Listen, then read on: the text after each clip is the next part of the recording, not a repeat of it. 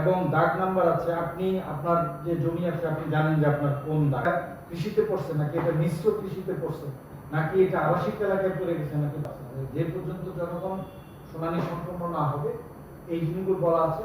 এটার যে বিপণন, এটার যে ব্যাকওয়ার্ড ফরওয়ার্ড লিঙ্কে যে চেকিং করে জিনিসটাকে ফাইনালাইজ চারে যেটা বিধান এবং কিভাবে জিনিসপত্র সমাধান করবে ওই বিষয়গুলো বলা আছে। আমি যদি আমার জমিন চেঞ্জ করতে চাই, মানে যখন একটা জমির শ্রেণী চেঞ্জ হয়ে যাবে, একটা এলাকা ধরুন একটা ইউনিয়ন বা অথবা দেখা গেল যে একটা মৌজার ভিতরে যে জমি, এটা কিন্তু কন্টিনিউয়াসলি হইতে থাকে।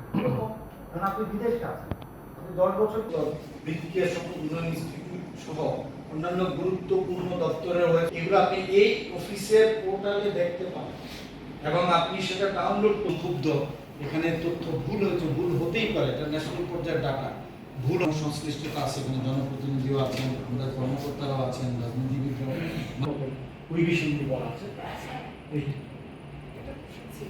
জি 60% জমি একই কাজে ব্যবহৃত হচ্ছে কৃষি জমি হিসেবে।